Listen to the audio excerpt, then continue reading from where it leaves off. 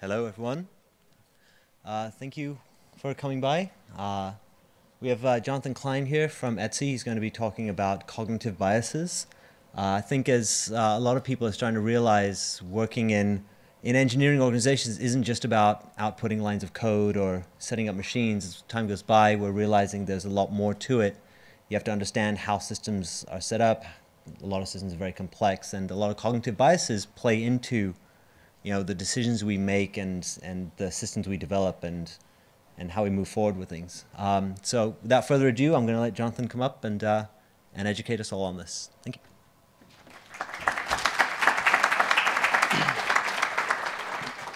All right, thanks, Evelyn. All of the talk resources for this talk are here at the short URL, so you can check those out now. So first of all, who am I? Evelyn said a little bit. I'm a senior performance engineer at Etsy. I write the Etsy site performance reports, which you may be familiar with from our Code as Craft blog. And I also like figuring out why we believe what we believe. One of the inspirations for this talk was this book here, Thinking Fast and Slow. How many people have read this book in the room? Okay, maybe a half dozen or so. So Daniel Kahneman, he actually won a Nobel Prize in economics for the research that kind of went into this book. And he coined the term cognitive bias. And cognitive bias, sort of simple definition, is it's a deviation in judgment where inferences may be illogical. Another way to think about this is it's a failure of intuition. It's often a case where your brain favors timeliness over accuracy, and your intuition leads you to an incorrect assumption. In this book, Daniel Kahneman introduces this concept of the two-system model of the brain, where system one operates automatically and quickly with little or no effort and no sense of voluntary control, and system two, which allocates attention to the effortful mental activities that demand it, including complex computations. Now, the key thing here is that system one operates automatically and quickly. Now, this is kind of nice when you are escaping from animals that are trying to eat you, but it's a little bit less relevant in the world we live in today. In today's world, we need to engage our system two thinking in order to avoid falling into cognitive traps and making the wrong decisions. So a quick example to start off with, when YouTube launched their iOS app, 5 to 10% of videos that were uploaded were upside down. Anyone have any ideas as to why? Rotating, yeah? Do you know why people might rotate the phone? No? Yeah? Left-handed people, exactly right. Yeah. So about 5 to 10% of users were left-handed. They typically rotated the phone 180 degrees, and they uploaded the videos upside down. So it was designed for right-handed users, and it led to this incorrect assumption and an undesirable outcome. So today we're going to talk about a bunch of biases, some of the ones on this list. But instead of going through them one by one, I want to take you through a fictional story. And even though this is fiction, I hope that parts of this story are going to sound familiar to many of you. And hopefully parts of it won't sound familiar, because it's not a great story. So let's imagine you're at a typical software company. You're building a SaaS product for customers around the world. The actors in this story are our sales guy, our engineering manager, who requires a hard hat for software development, which is a red flag right away. We have our software engineer, and finally, our CEO. And as we all know, these people tend to get along fabulously, so we shouldn't have anything to worry about, right? Okay, so the first thing that happens in our story is that our sales guy sells a feature that doesn't exist yet. He really wants to get a client on board, and he promises them something that they see as a hard requirement, but has not been built into the product yet. The engineering manager says, well, okay, I think we can make money if we can get this project done in less than 6 weeks, and they'll give us a positive return on our investment. And I think we can do it in 4 weeks. It's an aggressive estimate, but I think we can make it happen. Our software engineer says, yeah, sure, we can do that, no problem. 2 weeks of development go by, and perhaps predictably, the engineer comes back and says, oh shit, we need 8 more weeks of development to get this out the door. At this point, our manager says, let's push forward, and let's just hope we beat expectations. I know this timeline's kind of blown out, but I think we can still make it happen. Engineer says, all right, we'll cut some corners, and we'll see what happens. 6 more weeks go by, which is better than a revised estimate of 8 weeks, but still not great. And what comes out the other side is not ideal. The feature doesn't work particularly well, the client isn't happy, and they cancel their account. Our CEO comes into the story at this point and asks, who do we need to fire to make sure this doesn't happen again? Now, I would claim that this could have been avoided. At many points in this story, if our actors had recognized the cognitive biases that they were falling prey to, they could have changed their actions, and the outcome would have been very different. Let's go back through and deconstruct the story and figure out what went wrong. So our first step, our sales guy, he sells a feature that doesn't exist. I think this is an example of the projection bias, which says that one thinks that others have the same priority attitude, or belief that one harbors oneself, even if this is unlikely to be the case. In this particular example, our sales guy thinks that selling is a top priority. Hitting his target numbers should be good for the company, regardless of how he gets there. Now, the solution here, there's a couple of things. One, obviously just empathy for your fellow coworkers. But more specifically than that, I think it's important to do something where you have people switch roles. This doesn't have to be permanent, but at Etsy we do this thing called support rotations, where every few months, somebody, pretty much everybody around the company, is going to go spend a day answering support emails from our sellers and our buyers. And this is a great way to get a feel for both the problems that our sellers and buyers are experiencing, and also get a feel for the work that our support people do day in and day out. So having people switch roles gives them a different perspective and can realign their priorities with what the business actually needs. So next up, we have our aggressive engineering manager who says, I think we can do this in 4 weeks, even though we're only going to make money if we can do it in less than 6. He wants to be seen as effective. He wants to deliver for the business, and so he makes this aggressive estimate saying that we can get it done in 4 weeks. This is something called the planning fallacy. The tendency for people to underestimate how long they will need to complete a task, even when they have experience of similar tasks overrunning. I'm sure you guys have all had this experience in the past. Software estimates are notorious for being not great. And typically this occurs because you might think of a range of possible durations, but studies have shown over and over again that people are almost always going to pick the low end of the range, especially when pressured. Pick the best case. And it's hard to visualize what's going to go wrong, and it's hard to think that it's going to happen to you. You can always think, well, we're going to foresee these roadblocks, these landmines, and we're going to actually get this done at near the best case scenario. And that's rarely what actually happens. There's a few solutions here. Number one is to prototype. If you can get away with building a prototype and not building out the full product, maybe you can, number one, figure out if you need to build that thing in the first place. And number two, get a sense for how long it's going to take you to build the full product. Number two, and one of the best options, if you've done something similar before, use that data from a similar venture. And then finally, a more tactical recommendation is something like the planning poker exercise. Does anybody do this at work? All right, so that's probably a third of the room or so.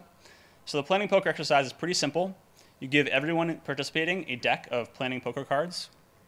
And typically these numbers are going to mean the number of days of work that the project will require. So the number 5 might be a week of work, a week of business time. You'll often see people using the Fibonacci sequence for these numbers because it gives you a discrete set of numbers that gets less precise as it gets higher, which is nice for estimates because as you get into the 13 days, 20 days, that estimate's a pretty fungible number, right? It's not very precise. So everyone gets these decks of cards. You sit down at a table. Everyone picks a card face down, and then you reveal them at the same time. Who's ever officiating this meeting, the scrum master or whoever it happens to be, looks at the estimates and typically picks something in the middle, somewhere around the median for the official estimate for that project.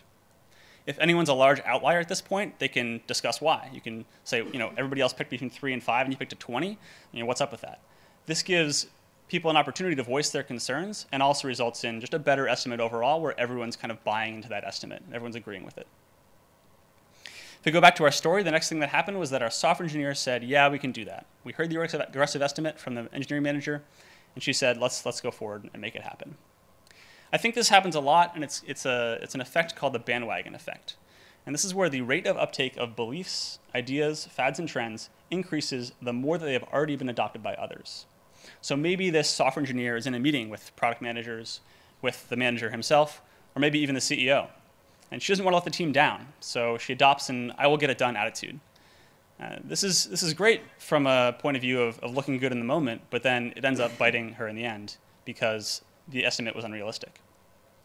So some good solutions here. Make decisions asynchronously. Give people time to think about the decision they're making. Take it offline. Write an email about it later. You can ask for confidential feedback as well.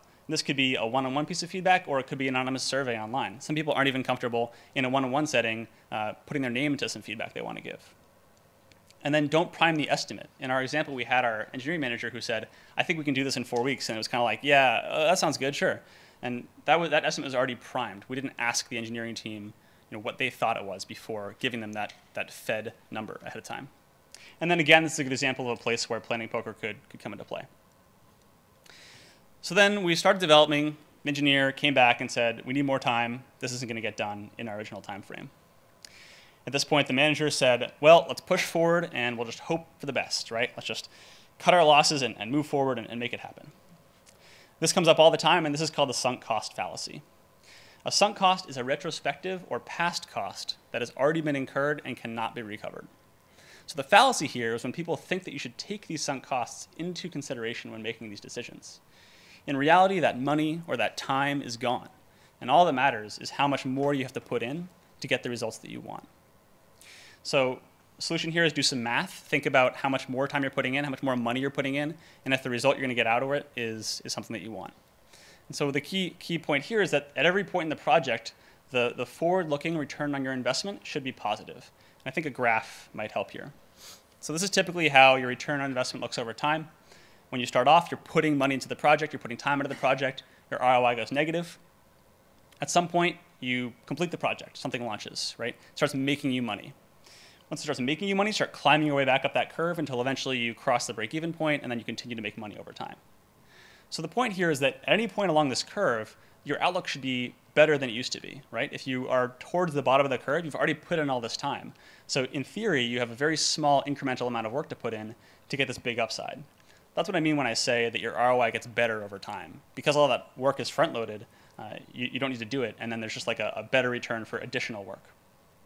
In our specific example, we said that our estimated development time was 4 weeks. Let's assume, for the sake of argument, we're spending $2,000 a week on development. So this is going to cost the team $8,000 to build this product. And the client, in our example, let's imagine they're paying $12,000, which gives us a break-even point of that 6 weeks we talked about. But then after a little time has been put into the project, our updated estimated development time goes to 8 weeks, which means this project is going to cost us $16,000 to do. So we're already losing money. Even if at that point when the estimate was updated to 8 weeks, if they had just cut their losses and not done the project at all, it would have been better off than building the thing for a client that's paying less than it's going to cost you to build the product in the first place. So this is the point where you might want to press the big red button. But instead of doing that, the people in our story decided to move forward. And the takeaway was, all right, let's cut some corners, and we'll see if we can get this done in less time than we estimated. Cutting corners is something that we feel pressured to do all the time, but it's an example of a bias called hyperbolic discounting. And this is where, given two similar rewards, humans show a preference for one that arrives sooner rather than later. Humans are said to discount the value of the later reward by a factor that increases with the length of the delay. In this particular example, our engineer was discounting the value of having a robust, maintainable piece of software in the future. And I think these decisions are dependent on the stage of your company and the kind of product you're doing. There are times when you want to do something hacky and just get something out the door, especially for prototypes or code that might be thrown away.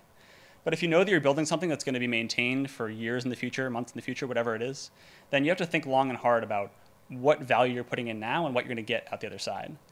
Oftentimes, taking the shortcut today really, really hurts you in the long run. So solution, I think you have to stop deliberately and do an estimation exercise, and then really think about the implications for future developers. Think about all those times you came across a piece of code that was really hard to decipher, or a brittle piece of your system that just breaks all the time, and how much pain that causes and how much time and money it wastes down the line. One of the most amusing examples of hyperbolic discounting is something called the Stanford marshmallow experiment. Has anybody heard of this? Okay, maybe like 10 people, not very many people. So this one's pretty simple. You basically take a kid and you give him a marshmallow. And you say, if you can avoid eating this marshmallow for 15 minutes, I will give you a second marshmallow, or maybe a cookie. And there's some pretty amusing videos of people on YouTube showing these kids trying to resist. Some of the kids play with the marshmallow and manage to avoid eating it. Some of them lick the marshmallow, but they still don't eat the marshmallow. And other kids just stuff their face. But this kid looks like he actually has 2 marshmallows in his mouth, so he might be doing the victory dance here and just consuming the rewards of lasting the full 15 minutes. And one of the most interesting pieces of this experiment wasn't just that the kids were eating marshmallows, but the experimental outcomes were really fascinating. So they actually followed this cohort of kids for years afterwards. And the researchers found that children who were able to wait longer for the preferred rewards tended to have better life outcomes. Everything from higher SAT scores to a higher level of educational attainment, and even a better body mass index, which is impressive considering they actually ate that second marshmallow. So it really can be to your benefit to avoid hyperbolic discounting. If you wait, good things may come. Back to our story. We have our kind of wonky piece of software that came out the other side. The engineer did not choose to do things the right way, unfortunately resulted in this unmaintainable mess, and the client canceled and the project ended as a failure. And our CEO came on the scene and said, who do we need to fire so this doesn't happen again? Now this brings up perhaps my favorite bias, which is called the fundamental attribution error. And this is where this is people's tendency to place an undue emphasis on internal characteristics to explain someone else's behavior rather than considering the external factors. And this bias appears all over the place. For example, when somebody cuts you off in their car, it's because they're an ignorant, inconsiderate jerk. But when you cut somebody else off, it's because you didn't see them or because you're late for work, right? One clear solution here is something called blameless postmortems. And this is something that people at Etsy, and specifically John Allspaw, have written a lot about. And really it comes down to looking at the circumstances around which the failure occurred, as opposed to thinking that the person involved in the failure is a bad person. The key question to ask here is what factors made them think it was the right decision at the time. And this is one of the big takeaways that I want you to have from this story, this fictional story. Everyone in this story had good intentions. No one wants the business to do poorly, and it's certainly true that no one wants to be seen as a failure. But unfortunately, our intuition is imperfect. What we see isn't always what's actually there. And if we can recognize that, then this fantasy of everyone getting along can actually become a reality. So let's go into part 2. Now that we've seen some fictional stories and some biases that appear there, let's look at some specific examples from real studies. I'm going to ask you guys some questions, and we'll see how these biases and others influence decision making. So first up, a short quiz. I'm going to ask you which of these 2 diseases sounds more dangerous. Don't worry about being wrong, just kind of go with your gut on this one. So number 1, a disease that kills 1,286 people out of every 10,000 people. Or number 2, a disease that kills 24.4 out of 100. So who thinks that's number 1? Nobody. Come on. All right, well, this is what you get from a room full of engineers. So most people say this if you ask the general population. But as you all apparently know, this one is twice as bad. God, engineers, man, it's tough. That's fine, I'll get you next time. So this specific incident is called denominator neglect. That big number, that 1,200 number, it looks bad to most people at the beginning, and so you just say, that's obviously worse. But the takeaway here is that we can't always trust our intuition. So let me give you another example. This one doesn't actually have a quiz, but I think it's still interesting. So these were 2 dinnerware sets that people were given. This was in the context of a typical department store. These similar sets would sell for $30 to $60. So set A and set B, they're fairly similar. You'll actually notice that across the 2 sets, the dinner plates, soup, salad bowls, and dessert plates are exactly the same. And then set A has some extra cups and saucers, some of which are broken. So in this experiment, they had 3 groups of people. Group number 1 was shown both sets together, side by side, just like how you saw it on the last slide. Group number 2 was shown only set A, and group number 3 was shown only set B. Each group was asked to price the set or sets that they were looking at. So group number 1, they saw both sets side by side, and they priced A a little bit higher than price B, which makes sense. There's a few more dishes. Some of them are broken. It's not a big difference, but A should be valued a little bit higher. Groups 2 and 3, they did a single evaluation. So they just saw one set and put a price on it. And they sort of completely flipped this and actually valued set B almost 50% higher than set A. Now this is pretty interesting because as you saw before, set B is actually just a strict subset of set A. In fact, you could smash the extra dishes in set A on the ground for fun and still get more value out of it than set B. So in no world should set B get a higher value than set A. But people in the group saw only set A and they said, I don't want to pay for broken dishes. So those are a couple examples. Now let's talk about how you can use these biases to manipulate people, both for good and for evil. So this is another example. I think this one's pretty interesting. This is something that they tested with regard to subscriptions to The Economist, the magazine. There was a web-only subscription for $59. There's a print-only subscription for $125, or a web and a print subscription for $125. Right, so I'm sure many of you are thinking, this middle option seems kind of useless. Why would anybody pick that? And sure enough, when they did this experiment, they saw, yes, nobody picks option 2. 16% pick option 1, 84% pick option 3. Okay, great. So let's just get rid of option number 2, right? Let's just cross it off the list and only have options 1 and 3. If no one picks it, it doesn't serve any purpose except for maybe making us look a little bit silly. So raise your hand if you think this is a good idea. Just get rid of option 2. 2 people, 3 brave souls, maybe 5. All right. Yeah, great idea. Get rid of it. So they did this. They tried this experiment. And what happened was that the number of people picking option 1 went from 16% to 68%. People picking option 3, correspondingly, went from 84 to 32%. The old pricing made the third option look like a fantastic deal. And now, not so much. And if you're The Economist, and assuming that you want people to buy the more expensive option, this is a really bad outcome. How bad? Well, removing the middle option costs $3,400 per 100 subscribers. To put it another way, based on 2013 circulation numbers from The Real Economist, this could cost them $53 million a year, just by removing an option that nobody picked. I think that's pretty compelling. Another example, people talk about this kind of thing. What's the best way to sell a $3,000 suit? You put it next to a $10,000 suit. Right, this is kind of an example of the anchoring effect, and we see this on the web a lot today. So here's the sales page for DigitalOcean. You can see they highlight this $10 plan. There's a bunch of more expensive plans to the right. Here's the statuspage.io sales page, same kind of thing. They've got this $99 plan highlighted and then some more expensive plans to the right. And I think the terminology here is pretty fascinating. Maybe you can't read it in the back, but the far left plan is the hobbyist plan. But who wants to be a hobbyist, right? This site is more than my hobby, right? I feel like I'm a startup. Yeah, startup sounds good.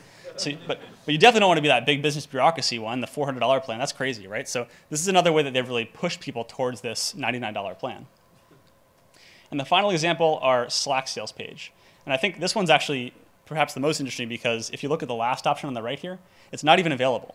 It says coming in 2015, right? So this is the most expensive plan. It's not even purchasable, and it won't be for some time. This has been up for a while. But it's just there to make the other options look better.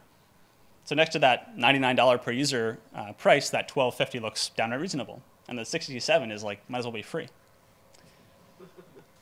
All right, so for our next example, rather, I want to go back and revisit the sunk cost fallacy.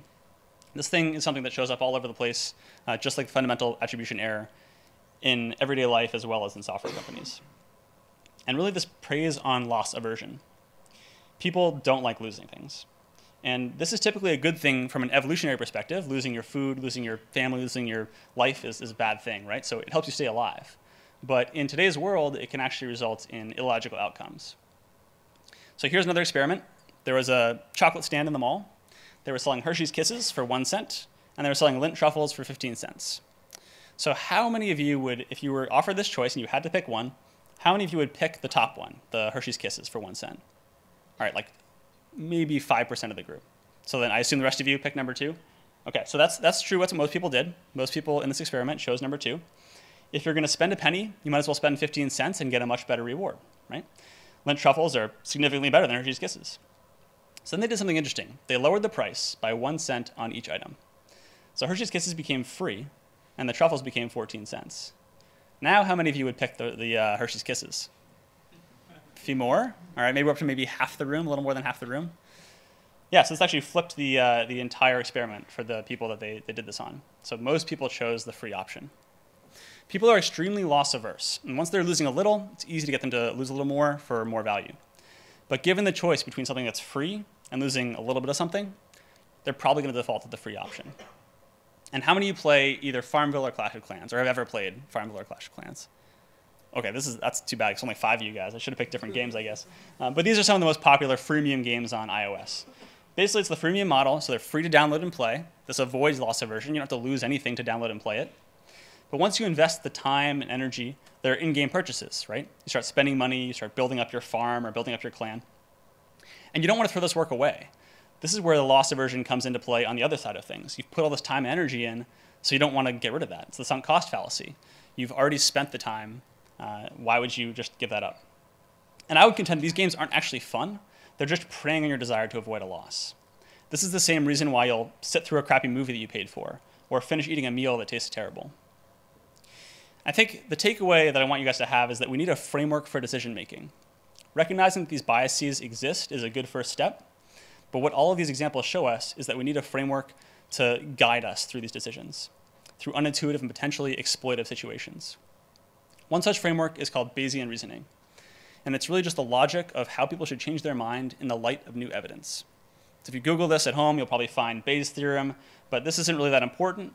For our purposes, what we really care about is there's just 2 key components to Bayesian reasoning. Number 1, anchor your judgment of the probability of an outcome on a plausible base rate. So how accurate are estimates typically? How often do unprofessional investors beat the stock market? The last time I played a freemium game, how much fun did I have? And then number 2, question the importance and relevancy of your evidence. So why is this time going to be different? Should I trust the evidence that this time will be different? In our fictional example, we had our manager. He said, we know we can make money if we do this in less than 6 weeks. I think we can do it in 4. What he should have asked himself is, what is the base rate for estimation accuracy? How often are his estimates, or software estimates in general, correct? And what makes this situation different?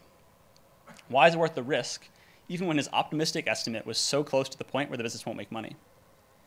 Let's look at this in the context of a different example that I think we're probably all either directly or indirectly familiar with, which is the rate of startup success. So this particular infographic depends on how you define success, what you're going to get numbers out of this. But if your investors are expecting a 10x return on their money, then this might be a number they're going to use. 10% of all products succeed, new products succeed. Well, okay, maybe you're not building a new product. Maybe you're just building a software company, doing something better than was previously done. So this bumps your odds a little bit, 18% for the first timer with a good idea. And you might say to yourself, okay, well, this is great, but I'm not a first timer. I built a company before. I'm sure that company before failed, but I learned a lot of great lessons from it. And the next time, I'm at way better odds of succeeding. So the repeat player with a first time failure only goes up to 20%. So your odds of success went from 18 to 20% because you've had this experience of a failed company. Now you might say to yourself, all right, well, those guys are failures. I've built a successful company. I IPO'd my last company. I'm VC backed on this next one. I mean, there's almost no way I can lose. So the veteran player, VC backed with a previous IPO, odds of success only jumped to 30%. Now again, this definition of success is a little bit fungible, but the takeaway here is, don't stop doing it. Keep doing your startup. But I'm not trying to discourage you, but the point is to make your expectations line up with reality. The base rate is extremely important, and base rate neglect is something that affects decisions far and wide. And if you think about your base rate and really objectively gauge why you should deviate from that base rate, you're going to make much better choices. So to make the rational decisions, you have to understand what that base rate is. And then you must objectively evaluate the evidence for departing from it. These two principles can result in dramatically better decisions. If you want more resources around this kind of thing, I mentioned Thinking Fast and Slow in the beginning of the talk. It's a great book. Some of the examples came right out of that book. There's also Particularly Irrational, which is a more entry-level text around this kind of thing. You Are Not So Smart is both a book and a great podcast as well, if you're into that kind of thing. And then if you want something lighter, Harry Potter and the Methods of Rationality is a fiction that's sort of goes into these same themes, but it's a little lighter reading. And that's actually all I have, so thank you very much for your time.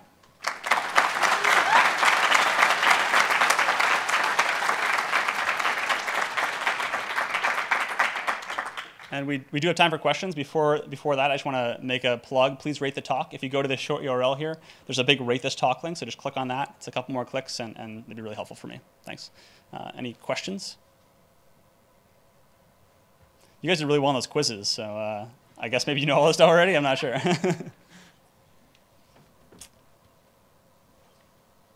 Anybody?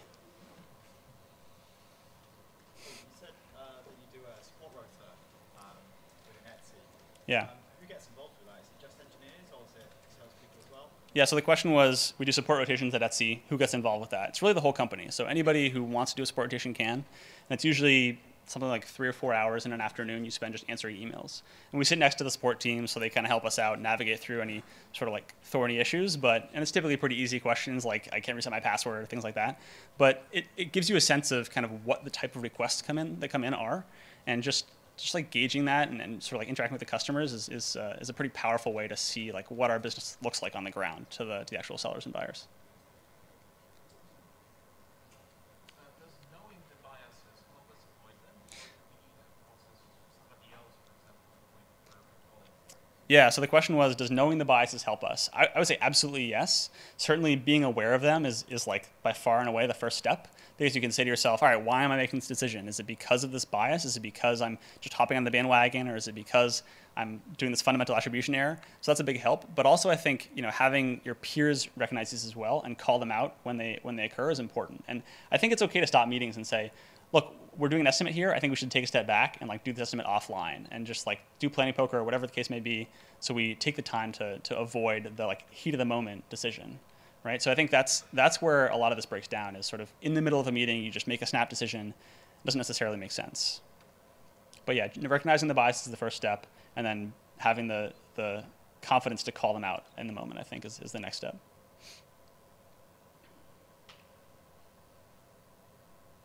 Anybody else? Yeah. So if people enjoyed the talk, I know I have. I'm going to be speaking tomorrow on related subjects, specifically about performance. Okay, great. So there's another talk tomorrow specifically around performance and similar subjects. What time is that? Good question. It's the title of the talk is Performance is a People Problem. So if you find it interesting. Sorry, what was the talk name again? Performance is a people problem. Oh, performance is a people problem. So you can check that out tomorrow if you want similar stuff. All right, any last questions? We're almost out of time. Yeah. Have you, during one of your meetings, put your hands up and said, sorry, we're suffering from a fallacy, you're experiencing false consciousness right now, we need to unplug, and then it's successfully changed the conversation? I don't know if I've actually ever personally been like, this is the fundamental attribution error, but I think there are definitely times when you come up and say like, let's just like take a break here and just like go back and do this offline, or take a minute to think about this a little more deeply before we make a call. Yeah, I think you can come across a little bit of a weirdo if you're like quoting biases in a meeting, but it doesn't have to be that heavy-handed, right? You can certainly say like, I just need a minute to think about it, or I want to like get feedback from more people before we make a call. Yeah, last question.